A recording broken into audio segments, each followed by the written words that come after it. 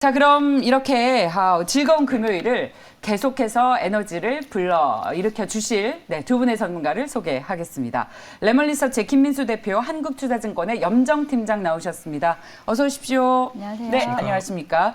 염정 팀장님과 저는 오늘도 장대 양봉 복장으로 시장의 상승의 기운을 같이 불어 넣어주시죠. 네, 알겠습니다. 네, 자, 그럼 첫 번째 종목으로 시작하도록 하겠습니다. 화면 보겠습니다. 그동안 아주 강했던 엔터와 2차전지 자동차 섹터가 좀 쉬어가면서 IT로 다시 자금이 일부 이동하는 그런 모습인 건가요? 오늘 삼성전자, SK하이닉스 어제는 좀 시장 대비 약해서 아쉬웠습니다. 그런데 오늘 시장 대비 강합니다.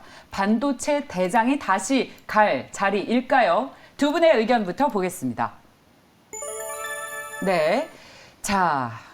두 분 다 자동차가 아니라 반도체 대장이 간다라는 의견이십니다. 먼저 김민수 대표님 어떤 의견이십니까? 네, 이런 시장 분위기 쪽에서 X를 들면은 좀 이상하죠. 네, 뭐 그런 것도 물론 있겠지만은 지금 삼성전자에 좀 기대를 좀 펼쳐야 될 시점이 아닐까라는 쪽에서 무게를 두는데 일단 지금 객관적인 오늘 주가의 강세는 6만에서 7만 전자, 뭐 시장도 앞자리 숫자가 3대로 바뀌었고요. 근데 지금 중요한 게 어제 미국 시장에서 주역은 그 필라델피아 반도체 지수에 끌어올리는 주역은 솔직히 TSMC였죠. 근데 TSMC가 올라오는 게 삼성전자의 도움인가? 참 약간 좀 고민스럽습니다만 그래도 같이 반응을 했다는 데 대해서 이제 눈길이 가고 있고요.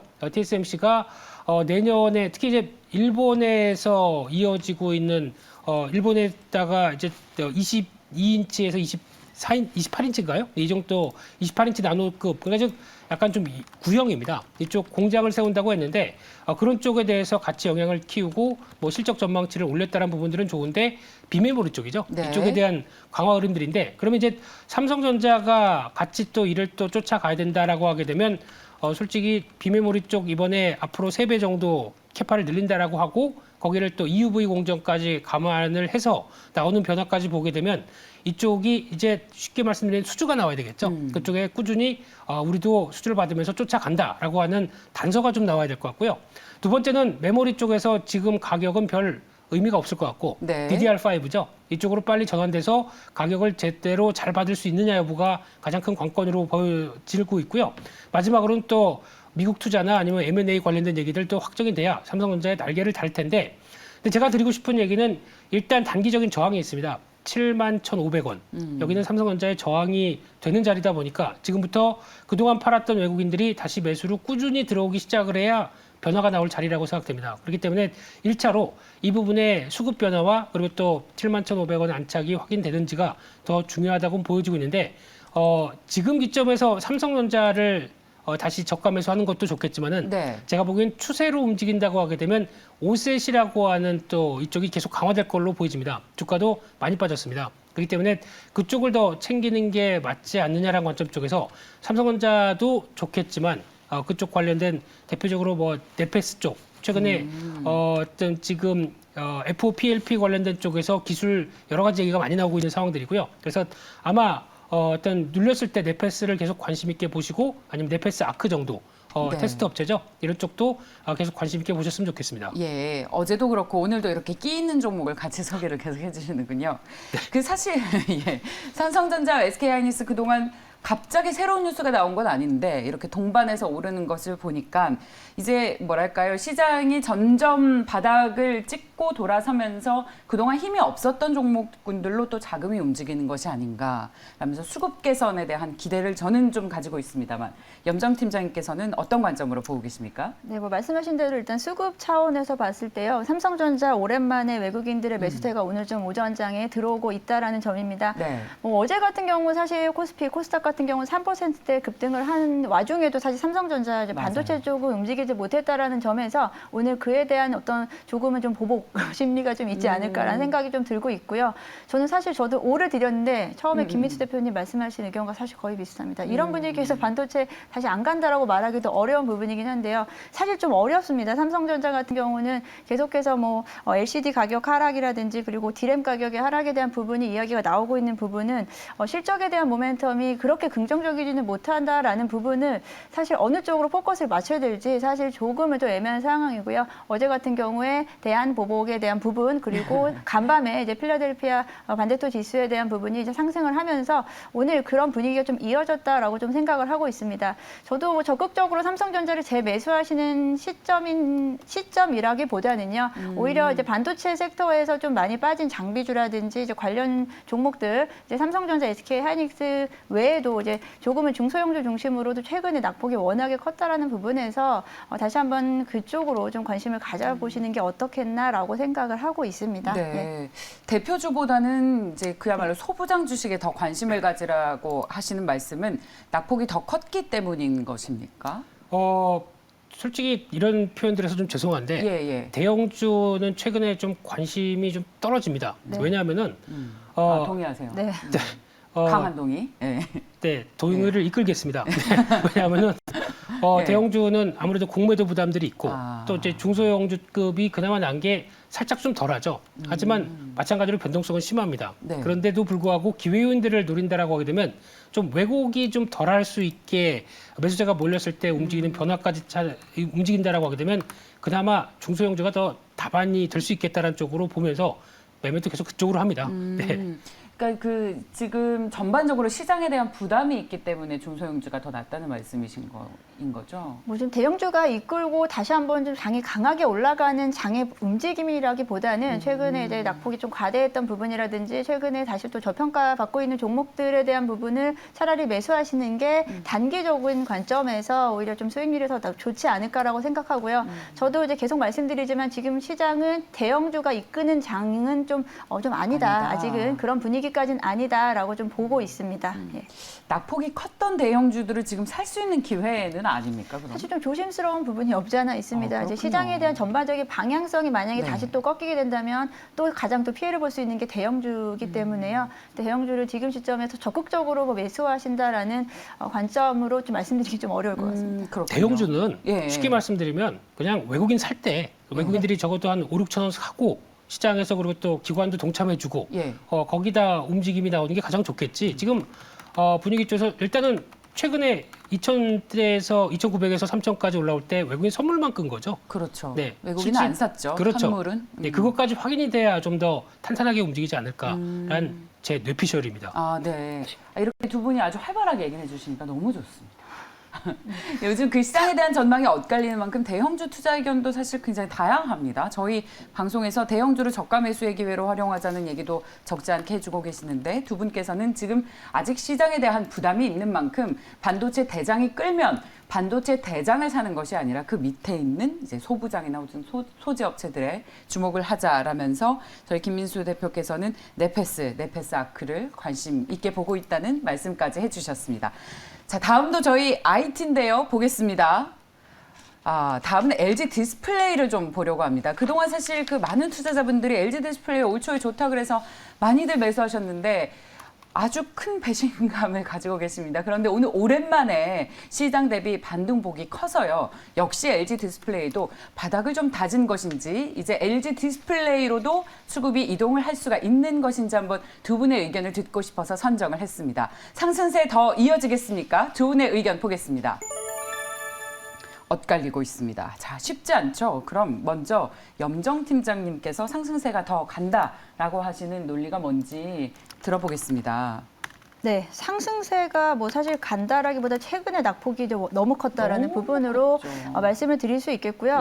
지금 상승세가 어느 정도 더 이어질 수 있을지에 대한 부분보다는 단기적인 반등이 가능하다 정도로 저는 좀 말씀을 좀 드리고 싶습니다. 지금 오늘 같은 경우에 좀 상승을 좀 이어가서 사실 상승폭도 또 장 초반 대비 좀 반납을 했네요. 줄었군요. 장 초반에 7%까지 상승을 했다가 지금 이제 3%대로 조금은 되돌려놨는데요.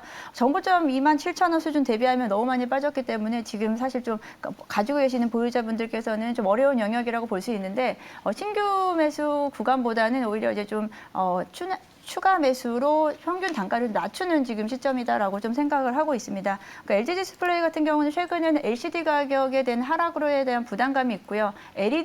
OLED 시장 쪽에서는 아무래도 삼성 디스플레이 쪽에서의 흐름이 더 좋기 때문에 상대적으로 LG 디스플레이는 단기적으로는 좀 실적 면에서나 조금은 좀 어려운 구간에 있지 않을까 싶습니다. 근데 그럼에도 불구하고 단기적인 이제 반등을 저는 좀 노려볼 수 있겠다로 말씀을 좀 드리고 싶습니다. 이런 말씀을 네. 여쭤봐도 되겠습니까? 네. 만약에 단기적인 반등이 나온다면 얼마까지 갈 수 있겠습니까?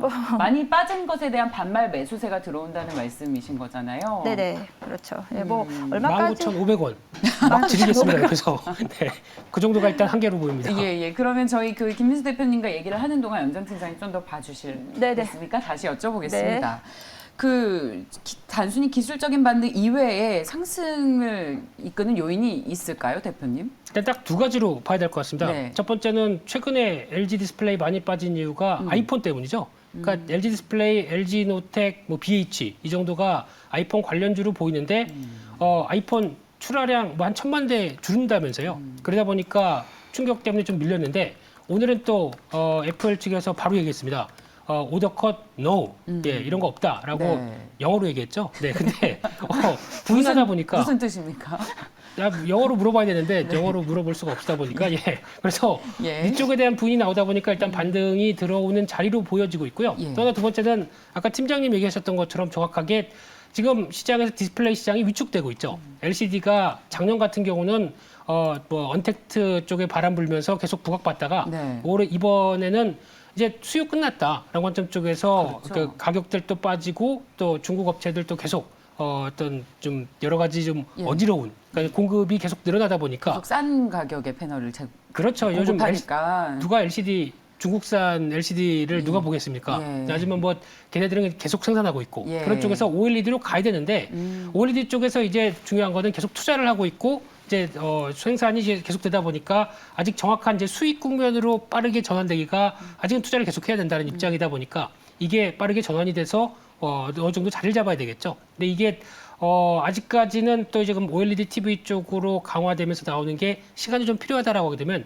여전히 지금 LG 디스플레이를 바라보는 입장 쪽에서 올해는 선전하겠는데 작년에 비해서 올해는 괜찮겠는데 내년은 이라고 또 의문이 들 수가 있겠죠. 그러다 보니까 아직 갈 길이 좀 멀다라는 관점 쪽에서 적정한 가격대 되면 일단 정리하셨다가 다른 쪽으로 보시는 게 좋다고 생각됩니다. 네, 지금 다시 음봉으로 전환을 했군요. 상승 탄력이 빠르게 좀 둔화가 되고 있습니다. LG 디스플레이 같은 경우에는 또 공매도 이슈가 있지 않았습니까? 그렇죠. 그래서 공매도 과다 종목의 단골 종목으로 올라오다 보니까 오늘 같은 경우는 또 기관 매수가 들어오는데 이게 아무래도 약간 또 청산 쪽으로 쇼 커버링 쪽으로 나오는 분위기가 아닐까 싶으면은 기조가 크게 바뀌지 않는다고 하게 되면 일단 낙폭 과대를 회복하는 정도 거기에 대해서 무게를 둬야 될 것 같습니다. 근데 회복은 앞서 말씀하셨듯이 19,500원 정도까지 회복할 수 있을 것이다. 그렇게 된다면 지금 손해를 많이 보고 계신 분들이 지금 추가적으로 매수해서 단가를 낮추는 전략이 좋겠습니까? 아니면 계속 좀 버티는 게 좋을까요? 저는 늘 빠진 종목을 정리할 때 그게 가장 고민이 되더라고요. 정말 실전 매매 차원의 질문입니다만. 팀장님 어떤 전략 세우시겠어요? 사실 빠지고 있는 종목을 추가 매수한다는 것 자체도 또 위험하기는 합니다. 근데 지금 같은 경우에 단기 반등이 가능하다라고 짧게 본다고 한다면 빠져나오기 위해서 조금이라도 손실폭을 줄이기 위해서 관점으로 만약에 접근하신다면 유효하지만 이것을 다 회복하겠다라는 마음으로 지금 또 만약에 좀 지금까지 갖고 계셨던 비율만큼의 그만큼 비슷하게 들어가신다라고 한다면 상당히 좀 위험하지 않을까라고 생각을 하고 있습니다. 네, 어떠세요, 대표님께서는? 증권 강의 시작됐나요? 물타기의 기본은 이러면서 시작돼야 될 것 같은데, 근데 제가 알기로는 물타기의 기본의 첫 번째는 시장이고요. 두 번째는 종목입니다. 근데 시장이 충분히 하락했다고 생각해서 거기서 물타서 이제 나올 수 있는 자리를 본다고 하는데 지금 자리가 약간 좀 어정쩡하죠. 네, 그런 쪽으로 보게 되면 일단 첫 번째 아니다. 두 번째는 종목인데 말씀드렸듯이 올해 실적 괜찮고 내년까지도 실적 전망치 쫙 우상향으로 되면서 성장에 대한 흐름들을 계속 이어가겠다라고 하게 되면 물 타도 되는데 아직 모르겠습니다. 네, 맞습니다. 둘 다 조건에 안 맞습니다. 예. 그래서 저는 물 타지 않으셨으면 좋겠습니다. 예, 저도 동의합니다. 혹시나 그런 전략을 세우시는 분들 계실까 봐 두 분께 다시 한번 강조해 주시길 바라는 마음으로 여쭤봤습니다. LG 디스플레이에 대한 업황 기대도 낮고 무엇보다 3분기 실적이 하향 조정되면서 목표가도 계속 증권가에서도 낮춰 잡고 있습니다. 이 종목으로 마음고생하셨던 분들 좀 많으실 텐데 두 분께서 모두 기술적인 반등을 노리고 좀 정리를 하는 게 좋겠다는 의견으로 모으도록 하겠습니다. 자, 다음 종목 보겠습니다. 어제부터 원전 관련주들이 상당히 흐름이 좋습니다. 원전의 일본까지 가세했습니다. 일본이 2011년에 후쿠시마 대지진 이후에 원전 가동을 완전히 중단시켰는데 이제 다시 이 SMR을 중심으로 실용화하자라는 움직임이 나오면서 모멘텀을 강하게 받고 있습니다. 어제는 프랑스, 오늘은 일본. 자, 원전주 열기는 식지 않았습니까? 두 분의 의견 보겠습니다. 네, 식지 않았다. 투자 의견 좋다라는 의견이십니다. 염전 팀장님, 그 원전 관련주에 대해서 그렇죠. 하실 말씀 많으시죠? 저희 수요일에도 한번 원전 관련주 이야기를 했어요. 맞습니다. 원자재 맞습니다. 가격에 대한 급등으로 인해서 이제 오히려 원전 그때도 우리 헷갈렸잖아요. 원전 관련주랑 원자재 관련주, 원전 관련 소형 원전 관련주들이 최근에 흐름이 다시 나타나고 있다라는 부분은 이제 에너지 대란으로 인해서 각국이 자국적인 자구책이 필요한 시간이라고 생각을 하는데요. 뭐 중국에서 시작된 에너지 대란으로 전력 대란으로 인해서 그게 뭐 이제 글로벌리하게 이제 전파되고 있는 분위기라고 생각을 하고 있습니다. 뭐 그때 당시에도 이제 프랑스에서도 유럽에서도 사실 유럽은 지금 뭐 탈탄소, 탄소 제로에 대한 부분을 외쳤다가 최근 들어서는 다시 조금은 자세를 좀 낮추는 모양새인데요.